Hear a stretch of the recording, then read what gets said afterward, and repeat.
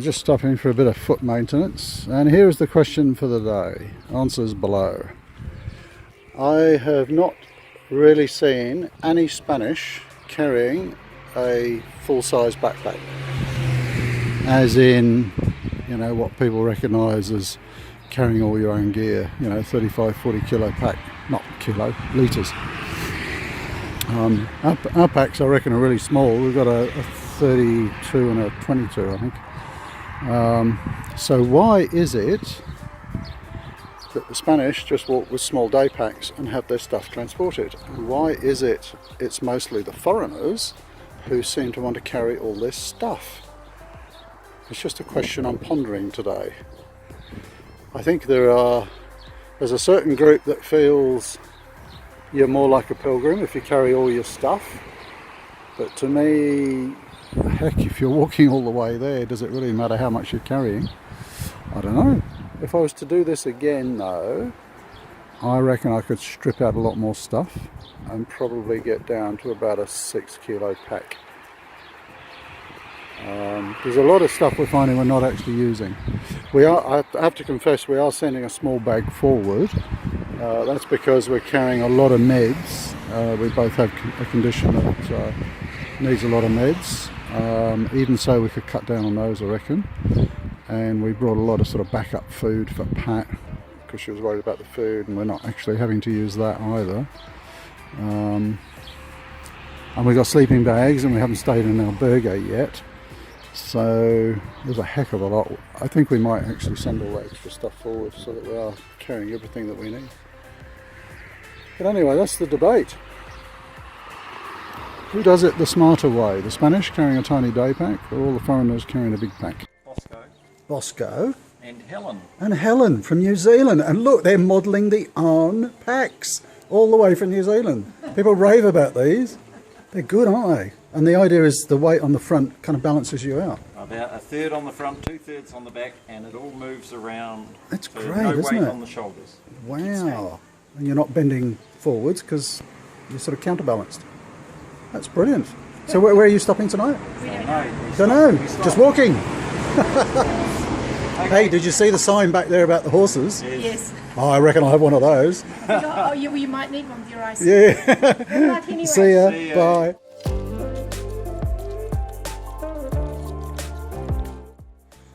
Just to show you what the weather can be like, it's still fairly overcast today, but yesterday started like this, and then it got really hot during the day.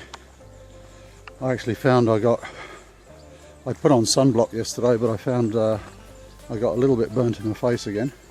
It's only 4-hour sunblock, so I'll have to remember to replenish it at lunchtime.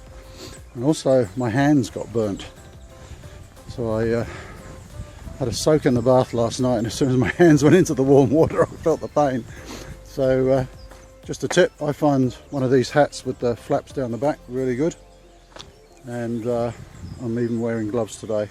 So I had my shirt cuffs pulled right down yesterday, but I'm wearing lightweight gloves, which they're really just kind of windproof gloves, but try and give my skin a good rest today. Oh, that couple's already 200 metres ahead. How demoralising. I better put the camera away and get on with it.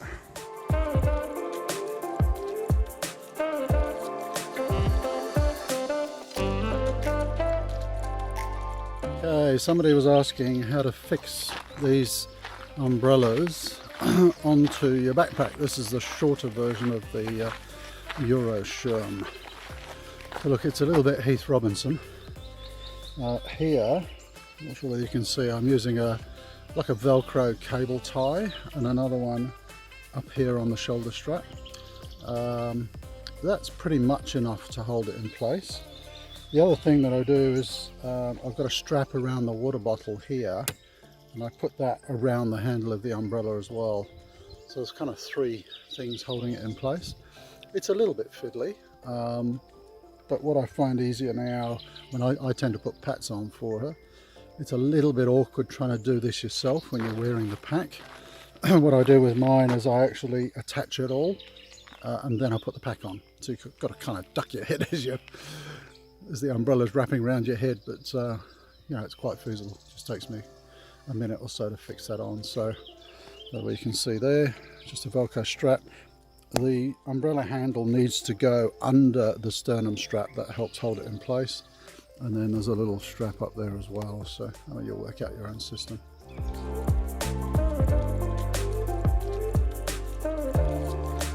Just a quick tip for the ladies.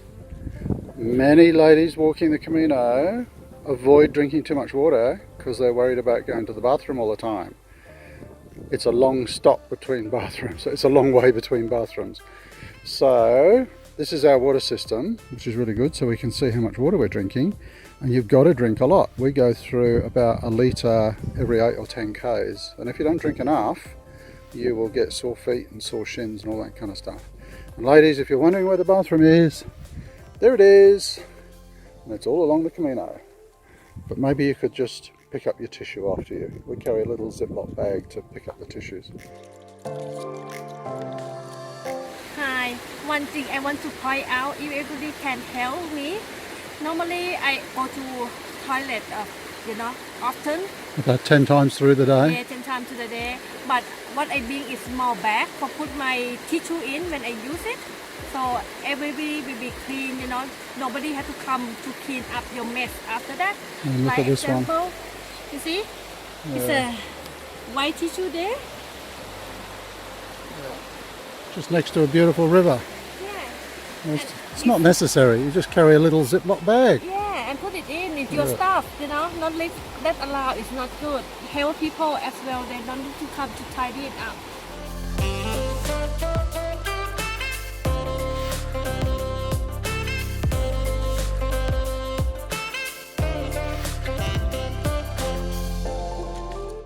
This is interesting. I was just checking my poles, and I notice a hole and a crack in this one. Can you see that? Stick it in the light. So the way these poles work is you kind of just twist this and it expands inside. That's the lock. So I've obviously twisted it too hard and it's sort of split the pole. So I've just moved it down a bit to here, the expansion bit, and hopefully it'll survive. I got these because they were really lightweight and compact. And in fact, these are Pat's poles, the lightest ones that we could get. Mine were a little bit heavier and they had springs in them. But I thought I'll take these because they're lightweight. And I certainly haven't needed the ones with the shock absorbers in it. Obviously coming down some of these hills with my weight on them. Or maybe it is I've just over tightened the little thing in here. But a bit of duct tape will fix that, won't it? Yes, why didn't I think of that?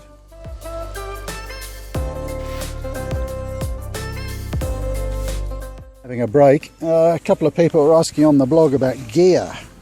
So let me just show you a couple of things. These are the thin inner socks that I'm wearing, and some people were asking about the sheep's wool, hiking wool. All you do is tuck it in between the skin and the sock. So I've got a little hot spot there. You see when you pull the sock off, it actually sticks to the sock. So you don't use any tape or anything like that. So that's the sheep's wool. On top of those, I'm just putting a thicker wool sock. And then somebody was just asking about the backpack. I'm using a Stratos 34 from Osprey. That's big enough to carry all of my stuff. I intentionally didn't want to go a bigger one than that. It's not looking very full because of my tendonitis. I have to send the heavier stuff forward. I just can't take the weight of it. But that's proving a really good pack. When you're choosing a pack though, go for comfort over everything. I finally decided after lots of research to use an Osprey. I was going to get a different Osprey because it was lighter. But I went into the store, I loaded them up with about 7 kilos of weight. I actually took a whole bag, all my stuff in a bag, to see A, if it would fit, and B, to see what the weight was like. And I tried two.